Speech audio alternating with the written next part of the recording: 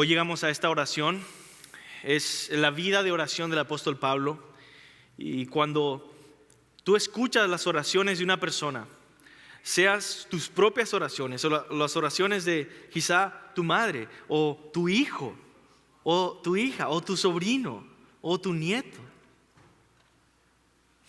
tú empiezas a entender y a descubrir los deseos más profundos que hay en este ser humano. Incluso tenemos en la Biblia las oraciones que Jesús mismo dijo. Si quieres ver esto, ve a Juan capítulo 17 en tu tiempo el día de hoy, después de la iglesia. Y descubrimos qué hay en el corazón de este hombre, Jesús. Ahora vemos qué hay en el corazón de este hombre, el apóstol Pablo. ¿Qué hay ahí? Y mejor la pregunta, ¿qué hay en tu corazón? ¿Qué puedo descubrir yo si escucho tus oraciones en secreto? ¿Cómo se escucha tu oración constante en secreto? Yo quiero contarte acerca de uno de mis personajes favoritos de la historia cristiana, la historia de las misiones. Y es el joven misionero David Brainerd, que nació en 1718 y fue misionero a los indios americanos aquí en este país. David Brainerd es probablemente, en mi opinión, el santo derrotado más victorioso que yo conozco. Su vida es muy extraña, es una mezcla, es una aventura llena de derrotas y de clamores a Dios. ¿Por qué derrotas? Porque él fue expulsado del seminario donde estudiaba. También tenía severas enfermedades terribles. Y aún así es uno de los misioneros más influyentes de toda la historia de las misiones mundiales, las misiones cristianas. Fue misionero, escucha esto bien, fue misionero por tan solo 3 años. Esa fue su carrera misionera. Y luego murió, escucha esto, murió a los 29 años de edad. Él no pudo casarse, no pudo escribir libros, no dejó hijos piadosos o no dejó una iglesia gigantesca que plantó. Murió y lo único que dejó fue un diario personal donde estaban sus oraciones constantes, suplicando a Dios. Y entonces nos hacemos la misma pregunta que comenzamos. ¿Qué encontramos en sus oraciones? ¿Qué descubrimos en su corazón? ¿Qué era su súplica constante? Santidad. Esa es la súplica constante de un pecador cristiano. Escucha lo que él escribió en su diario. Dice, cuando realmente disfruto de Dios, siento que mi anhelo de Él se vuelve más insaciable aún. Y mi sed de santidad incrementa. Oh, la santidad. Oh, quiero más de Dios en mi alma, que yo nunca me desvíe de mi viaje celestial. Si tuviese 1000 vidas, con toda mi alma las habría dado, todas ellas, por el gozo de estar con Cristo. ¿Qué es la santidad? ¿Por qué David Brainerd ama tanto la santidad? ¿Por qué desea y anhela tanto esto? Piper escribe sobre David Brainerd: la vida de David Brainerd es un testimonio vívido y poderoso de la verdad de que Dios puede y debe usar santos débiles, enfermos, desanimados, golpeados, solitarios y que luchan con pecado, que claman a Dios día y noche para lograr cosas asombrosas para su gloria. Y este es el corazón del apóstol Pablo, y donde encontramos en esta oración Y descubrimos, este es el corazón del apóstol Pablo en todas sus cartas también. El mejor pastor es aquel que busca tu santificación por sobre todas las cosas. Y ese es el apóstol Pablo. Pablo anhela sobre todas las cosas la santificación de la iglesia, aun cuando no use la palabra santificación siempre. Es una palabra que quizá no aparece todo el tiempo, pero el concepto, la idea está detrás de mucho de lo que escribe. Puedes escucharlo en términos como la madurez cristiana, o como la conformidad a Cristo, la transformación, la renovación de nuestra mente, tantas otras cosas que puedes hablar de la santificación, que es el corazón de Pablo. Ahora vamos a leer algunos ejemplos de cómo Pablo ama la santificación y anhela la santificación de la iglesia. Efesios 4:13 dice: hasta que todos lleguemos a la unidad de la fe, del conocimiento del Hijo de Dios, a un varón perfecto, a la medida de la estatura de la plenitud de Cristo. Gálatas 4:19: hijitos míos, por quienes vuelvo a sufrir dolores de parto hasta que Cristo sea formado en vosotros. Que Cristo sea formado en vosotros. Filipenses 4:17 dice Pablo a los filipenses: no es que yo busque dádivas, sino que busco fruto que abunde en vuestra cuenta. 2 Corintios 11:2: porque os celo con celo de Dios, porque os he desposado con un solo esposo, para presentaros como una virgen pura a Cristo. Y 2 Corintios 12:14-15 dice: he aquí, por tercera vez estoy preparado para ir a vosotros, y no os seré gravoso, porque no busco lo vuestro, sino a vosotros. Dice, no estoy buscando aquello que ustedes tienen, no estoy buscando sus finanzas y sus riquezas para mí, no estoy buscando nada de ustedes, estoy buscándolos a ustedes. Pues no deben atesorar los hijos para los padres, sino los padres para los hijos. Y yo con el mayor placer gastaré lo mío, y aún yo mismo me gastaré del todo, por amor de vuestras almas, aunque amándoos más, yo sea amado menos.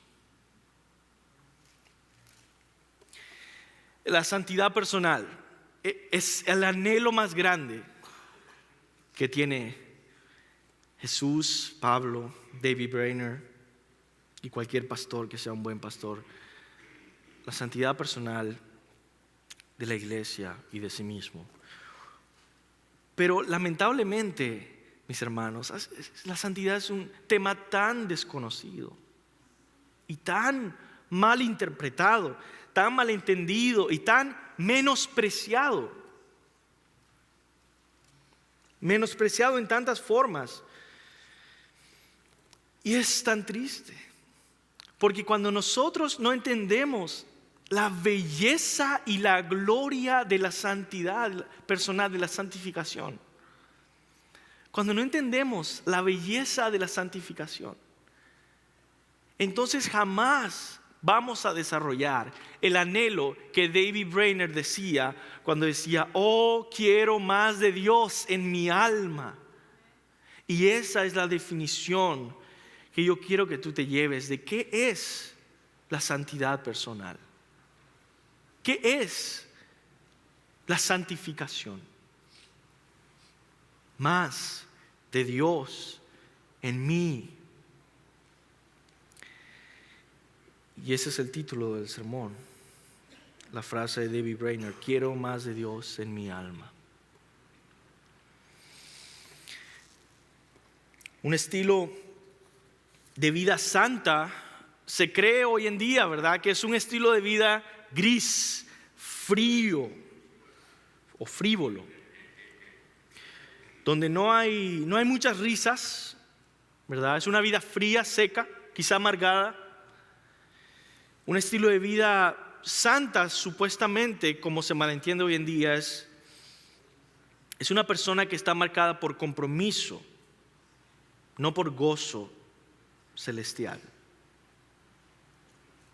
Compromiso es esencial, no el gozo. El compromiso es esencial, no el amor. Eso es un malentendido total. Ahora, yo entiendo que tenemos que tener compromiso en crecimiento espiritual, en leer tu Biblia, aunque tú no tengas el deseo más grande. Pero tú no puedes decir, hacer esto sin este amor, sin este gozo. Esta es la meta cristiana. Esa no es la meta cristiana. Debes leer tu Biblia, orar, incluso cuando no lo sientas. ¿Con qué actitud? Diciendo, Señor, yo sé que esto no es el diseño de la vida cristiana. Por favor, dame más de ti en mi alma para que yo ame tu palabra, para que yo ame la oración, para que yo ame el servir, porque esa es la meta. Que el Espíritu Santo me transforme y me dé vida para hacer estas cosas.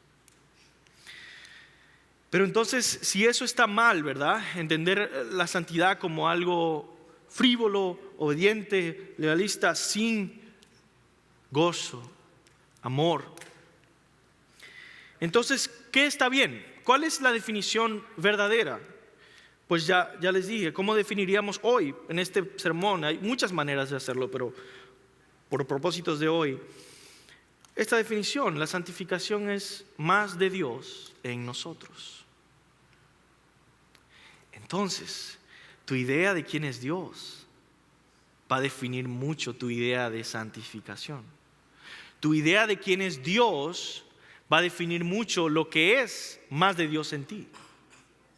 Si para ti Dios es este personaje que te da leyes y te checa y dice, oye, no estás haciendo esto bien, tienes que volver a hacerlo mejor, y te está corrigiendo todo el tiempo, tu idea de cómo es ser que Dios esté más en ti es que tú tengas todo más en check.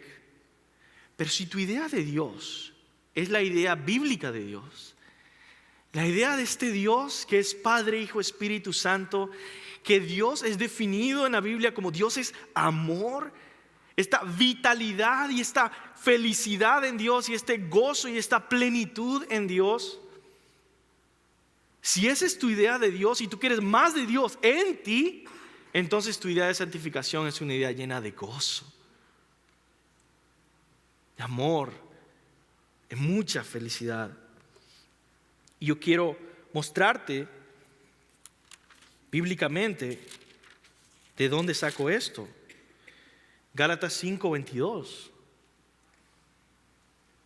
nos muestra cómo es el Dios feliz que tenemos y cómo es el hombre o la mujer que cada vez se parece más a este Dios. Y dice esto, más el fruto del Espíritu Santo, que es Dios, más el fruto del Espíritu es frivolidad, amargura, no. Es amor, es gozo, es paz, es paciencia, es benignidad, es bondad, fe, mansedumbre, templanza. Es una vida tan feliz, envidiable, cuando Dios toma control de tu vida. Y por eso, mis hermanos, porque David Brainerd entendía esta definición de santidad, es que su oración era: lo que más anhelo es más santidad, por favor. ¿Cómo no? Y llegamos hoy entonces a nuestro pasaje. Y el propósito del mensaje de hoy es que tú desde hoy cambies radicalmente la forma en la que defines el propósito de la vida cristiana como cristiano. ¿Para qué vives una semana más acá? Un año más, 2 años más, una década más como cristiano. ¿Cuál es el propósito? En relación a ti mismo, el propósito es poder crecer en conformidad a Cristo, que haya más de Dios en ti y que de esa manera Él te use, sí, para alcanzar a otros, para discipular a otros, pero no hacer esto sin que tú seas transformado a la imagen de Cristo y que Cristo sea formado en ti.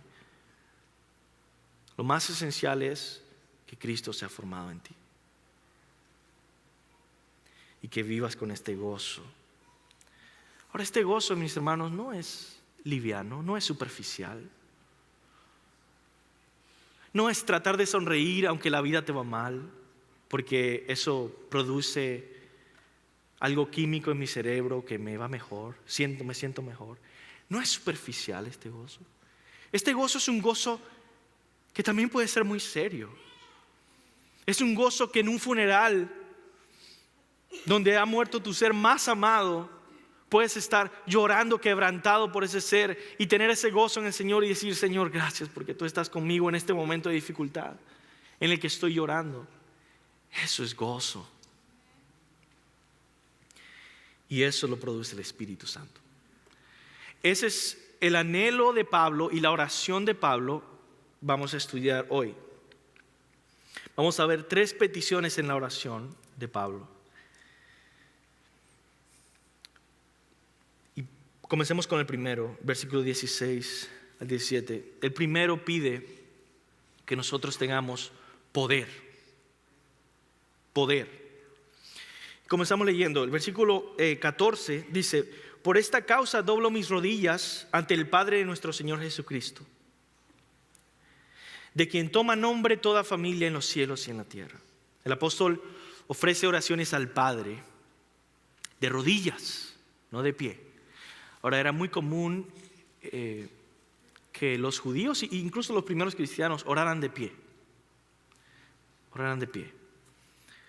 Pero él dice: yo ofrezco oraciones a mi Dios de rodillas ante el Padre en esta ocasión, cuando oro por ustedes, Efesios. Y oro por la santidad de ustedes, es decir, por ver más de Dios en nosotros. Pablo quiere ver más de Dios en los cristianos de Éfeso, ¿verdad? Y eso se logra mediante estas peticiones que él tiene.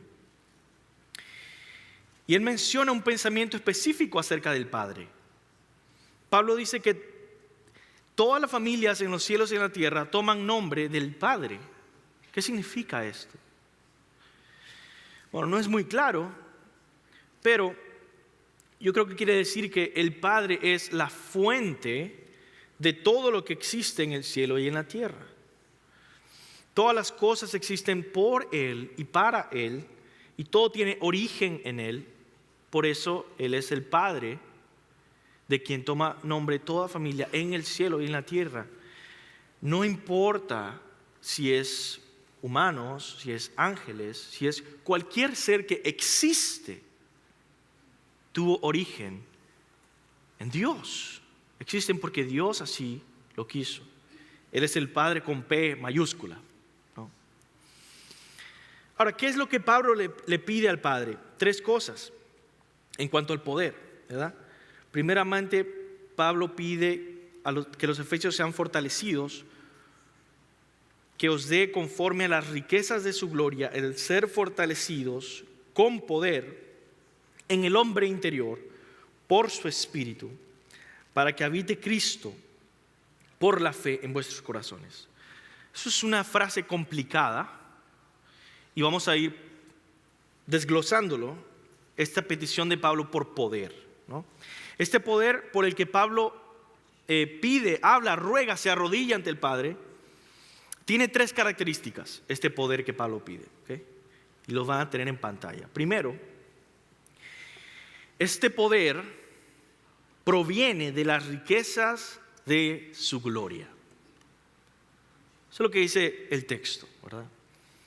Este poder que Pablo ora que nosotros tengamos para que Cristo sea formado en nosotros, para que haya más de Dios en ti y en mí, para que tengamos una vida de gozo, paz, paciencia, una vida plena, necesitas poder. Pero no cualquier poder, un poder que proviene de las riquezas de su gloria. Un poder que proviene de Dios mismo, que es infinitamente rico en gloria. Ese poder viene de Dios y es para Dios. Segundo, este poder fortalece el hombre interior por su espíritu, dice Pablo. Fortalece el hombre interior por su espíritu. ¿Para qué es el hombre interior? ¿No? El hombre interior es tu vida espiritual, básicamente. Como cristiano, quizá tú puedes vivir, ¿verdad?, ante muchas personas y puedes tener una apariencia exterior, ¿verdad? O incluso ante ti mismo, solo viéndote en un espejo, puedes tener una imagen de ti que es exterior. Pero al final, ¿qué hay dentro de ti? Eso que está dentro de ti es lo que va a fortalecer este poder, y es por el Espíritu. Es por el Espíritu de Dios. Este hombre interior es quien eres tú esencialmente. Ahora, tu exterior puede cambiar en muchas formas. Incluso tu exterior, tu apariencia exterior va a ser destruida. Y si mueres, va a ser enterrada y va a descomponerse. Pero el hombre interior va a seguir. Tu ser. Y ese ser muchas veces se le llama el corazón, o la mente, o el alma. Y entonces tiene sentido lo que David Brainerd decía en su diario personal: oh Señor, que haya más de Dios en mi alma. Quiero más de Dios en mi alma, en el hombre interior. Y tercero, este poder produce comunión con Cristo por fe. Este no es un poder accesible para cualquier ser humano, de cualquier religión, de cualquier preferencia, y que puede de alguna manera descubrirlo y obtenerlo. No es un poder que uno puede adquirir o comprar o robar, como trataron de hacerlo con los apóstoles, con el apóstol Pedro, por ejemplo, Simón el mago. No puedes comprar al Espíritu. ¿Cómo entonces se obtiene? Por fe en Jesucristo. Entonces, este poder del que Pablo habla es solo un poder para el cristiano. ¿Y entiendes tu privilegio tan grande que tienes? Entre todos los seres humanos que existen, solamente tú, si eres creyente, si eres un discípulo de Cristo, solamente tú tienes acceso a este poder que produce comunión con Cristo por fe. Otra cosa, ves que pongo comunión con Cristo por fe. Este poder no es algo que simplemente, como dicen por ahí muchas veces, yo siento un fuego dentro de mí. No sé qué es, no sé quién es, no sé nada acerca de ese fuego, pero como lo siento, tengo un poder. Es imposible tener el poder del que Pablo está orando sin conocer a Jesucristo, amarlo, conocer quién es, qué hizo, que Él es Dios, Él es hombre, Él fue encarnado, Él nació de una virgen, Él murió por ti, por mí, derramó su sangre en la cruz para el perdón de nuestros pecados. Él resucitó en poder y es victorioso sobre todo y tiene autoridad sobre todas las cosas. A ese Cristo yo adoro, y es poder de Dios el tener comunión y relación con ese Jesús que conozco porque Él me lo dio a conocer en su palabra. Sin conocimiento no hay relación. Ahora, en nuestros días poder es una mala palabra, por supuesto, y te hace pensar en el abuso del poder, lo cual es real. Quizá puedes pensar tú en alguien en tu vida, en tu trabajo, quizá, que te ha herido, te ha usado o te ha abusado o explotado por tener poder sobre ti. Y casi siempre pensamos que gente con poder es gente mala, y muchas veces estamos en lo correcto. La historia de la Biblia y la historia de la humanidad comprueban que los seres humanos pecaminosos abusan del poder. Pero esto no quiere decir que todo el poder es malo. La Biblia nos anima a orar por poder, por cierto tipo de poder. ¿Pero cuál poder? Todos anhelamos poder de una forma u otra, pero no anheles el poder humano, pasajero, terrenal, temporal, que puedes adquirir y perder al siguiente día. Anhela el poder de Dios, espiritual, humilde, que hay en Cristo, que jamás vas a poder perder, porque no te lo ganaste. Fue dado en Cristo. Vamos la segunda petición de Pablo. Hay 3 peticiones. La segunda petición de Pablo, la petición de oración para que los efesios tengan entendimiento. Él ora por poder y luego entendimiento. Si tú quieres tener una vida llena de Dios, llena de gozo, amor y plenitud de Dios, no solo necesitas poder, necesitas entendimiento. Y Pablo lo sabe y dice esto: a fin de que arraigados y cimentados en amor, seáis plenamente capaces de comprender con todos los santos cuál sea la anchura, la longitud, la profundidad y la altura, y de conocer el amor de Cristo que excede todo conocimiento.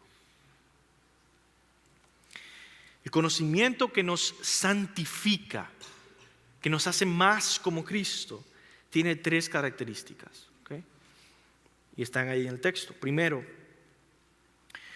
el conocimiento del que ora Pablo, pide Pablo: Señor, amo, quiero, deseo, anhelo la santidad de esta iglesia, dales conocimiento.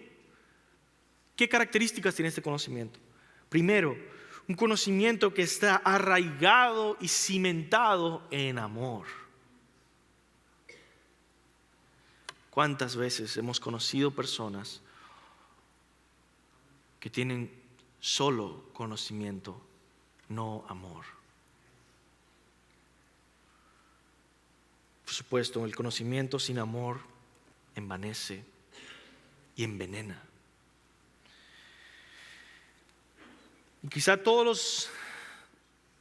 nuestra vida espiritual, toda nuestra obediencia o nuestra santidad depende de esto, de conocer el amor de Dios. Quizá todos los defectos en nuestra integridad se hallan en nuestra falta de comprender de cuánto Dios nos ama. La clave de la santificación es, obviamente, en el Nuevo Testamento, es amor. Es la clave de la santificación. No puedes crecer en santidad, no puedes crecer en conformidad a Dios si no creces en amor. No importa lo que hagas exteriormente. Y el Espíritu Santo nos conecta a ese amor. Por eso, fíjate las 2 palabras que usa Pablo: arraigados y cimentados. Arraigados como un árbol que pone raíces y llegan y se aferran firmemente al suelo. Ese suelo es el amor. Que tú sabes, pase lo que pase en mi vida, Dios me ama infinitamente. Pero veo mis circunstancias. ¿Qué pasa con mi economía en la que estoy sufriendo? ¿Y qué pasa en mi salud en la que estoy sufriendo? Y mis familiares. Y Pablo ora que en estas situaciones difíciles, que son realmente difíciles, tú puedas estar arraigado en amor y cimentado en amor, como un edificio que pone cimientos fuertes, firmes, para que no se caiga el edificio. Siguiente característica de este entendimiento que pide Pablo es: ese entendimiento consiste en comprender la anchura, la longitud, la profundidad y la altura. ¿De qué? No nos dice, ¿verdad? Ahora, algunas traducciones han dicho que se refiere al amor de Cristo. Algunas traducciones dicen la anchura, longitud, profundidad y la altura del amor de Cristo, ¿no? Del amor de Cristo.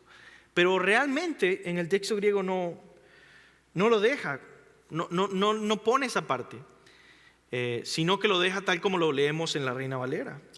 Dice, Pablo pide que comprendamos la anchura, la longitud, la profundidad y la altura. ¿De qué? Pues muchos comentaristas dicen que se refiere al poder de Dios, de lo que ha estado hablando en el contexto. Y eso es más probable. Y si aún no entiendes el gran poder de Dios a tu favor, obrando en tu santificación y en tu vida, entonces no crecerás en la santificación, porque tendrás la tendencia de apoyarte en tus propias fuerzas, ¿verdad? Un cristiano que no entiende aún cuán gran poder hay a su disposición en Cristo, no va a crecer en santificación. ¿Por qué? Porque la santificación, el crecer en obediencia, en santidad de vida, es una relación con Dios en la que uno se apoya en confianza en este gran poder del Espíritu Santo. Y si yo no entiendo esa dinámica de apoyarme en Dios, decir, Señor, obra en mi vida con gran poder para yo tener la plenitud de Dios en mí cada día más. Si yo no tengo esa dinámica porque no conozco el gran poder de Dios a mi favor, ¿qué voy a hacer? Voy a tratar de apoyarme en mis propias fuerzas, en mi propio entendimiento, en algo que me ayude a crecer y avanzar, y voy a estar frustrado porque no he entendido la anchura, la longitud, la profundidad y la altura, el gran poder de Dios. Y tercero, este entendimiento, nos dice Pablo, consiste en comprender el amor de Cristo. Cristo te ama y eso puede transformar la forma en la que ves la obediencia. Cada vez que tú pienses en obediencia, esa palabra, y la pienses sin Cristo, es una carga terrible en tus hombros. Pero cuando piensas en la palabra obediencia y siempre la pones con la palabra a Cristo,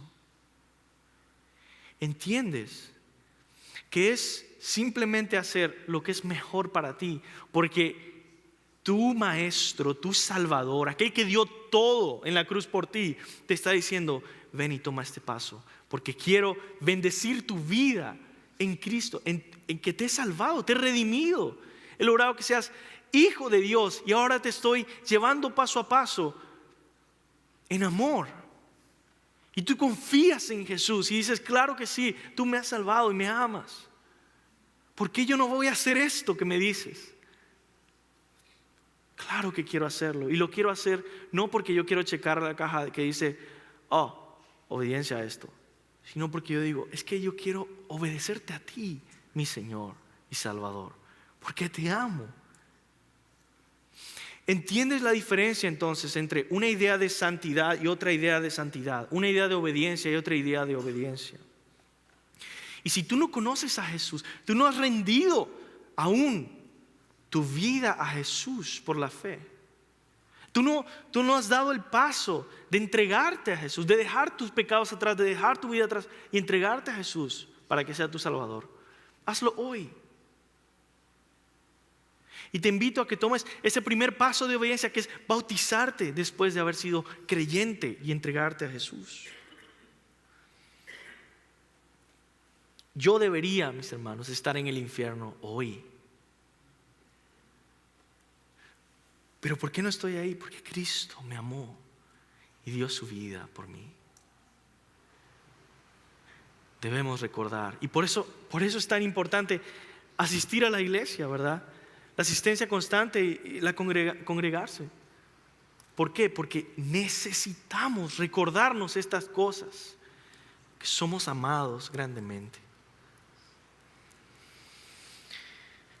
Vamos al último punto. Llenos de su plenitud. Pablo nos pide al Señor, al Padre, de rodillas pide poder, entendimiento para la iglesia, para que crezca en santidad, y pide finalmente que seamos llenos de la plenitud de Dios. Versículo 19 está ahí, ¿verdad? Dice Pablo, para que seáis llenos de toda la plenitud de Dios. Esta es la definición de santificación.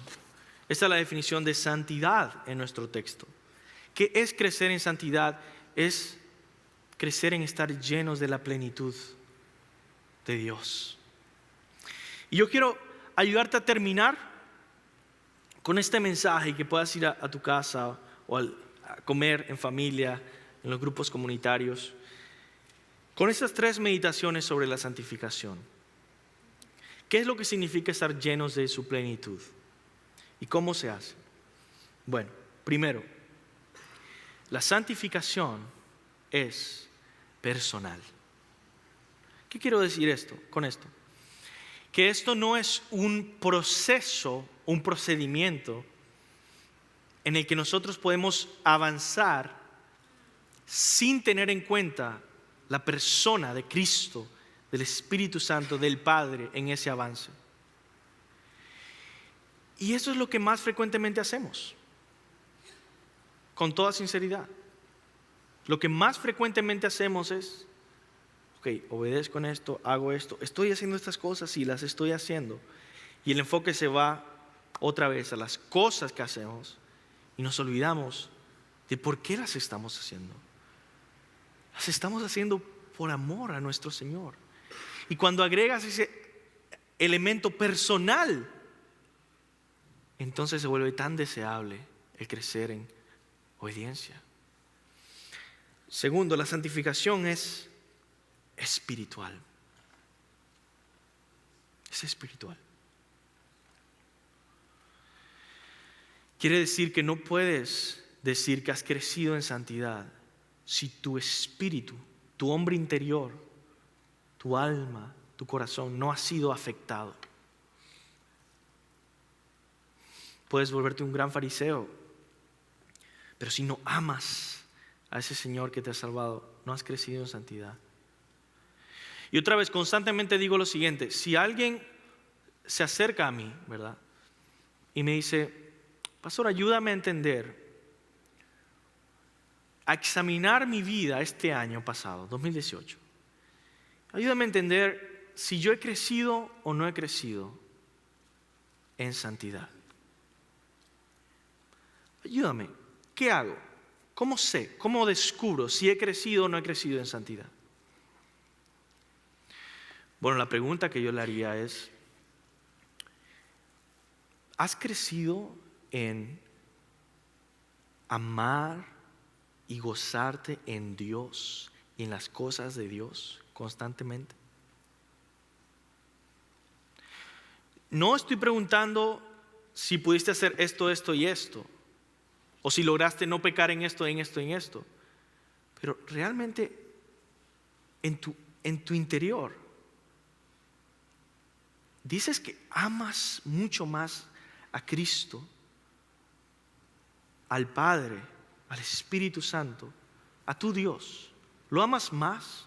¿Te deleitas más? ¿Te emociona más tu Dios hoy que hace un año? Entonces has crecido en santidad personal. Y la otra área es las cosas de Dios. No solo Dios, las cosas de Dios. ¿Te emociona más poder venir a congregarte porque eso es lo que Dios ha determinado? ¿Te emociona más poder servirle a tu Dios? ¿Te emociona más poder orar? ¿Te emociona más y te gozas más y amas más poder leer la Biblia? Si has amado más las cosas de Dios, has crecido en santificación. Aunque sea un poco, tú dices, sí, creo que sí. Bueno, entonces has crecido un poco en santificación. Y si no lo has hecho, o si estás yendo atrás y dices, es que me emociona menos, amo menos hacer estas cosas, pues entonces tienes que apoyarte en el poder del Espíritu Santo que se te ha dado. Y empezar a practicar estas cosas que Dios nos ha dicho. Congregarte, leer tu Biblia, orar con la fe y con la oración de decir: Señor, produce amor en mí, por ti y por estas cosas. Y por último, la santificación es un milagro. Y eso es lo que básicamente estaba explicando. Un milagro es algo que Dios hace por nosotros. Yo no puedo lograr revivir un muerto. Es un milagro. Dios lo puede hacer. La santidad personal, la obediencia, yo no puedo lograrla. Dios puede.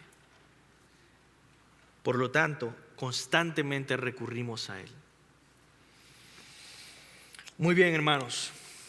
Al final, Pablo se maravilla de este gran Dios que puede producir reconciliación de todos los pueblos en la iglesia, puede producir la salvación eterna en Cristo y puede transformar a la iglesia para ser santos y poder crecer en esa santificación. Y por eso Pablo termina diciendo lo siguiente: y aquel que es poderoso para hacer todas las cosas mucho más abundantemente de lo que pedimos o entendemos, según el poder que actúa en nosotros, poder del Espíritu Santo que actúa en nosotros, a Él sea la gloria en la iglesia, en Cristo Jesús, por todas las edades, por los siglos de los siglos. Amén.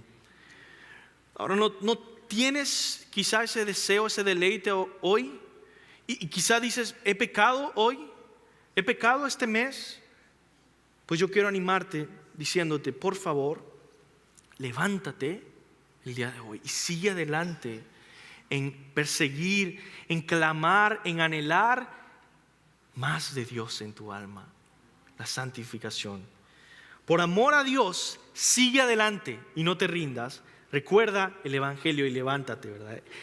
El rescate de Dios. No te rindas. Levántate y sigue buscando una santa obsesión por la presencia de Dios, ¿verdad? Por amor al mundo, sigue adelante. El mundo necesita que te levantes para que brillen las buenas obras que hagas y puedan ver a Cristo.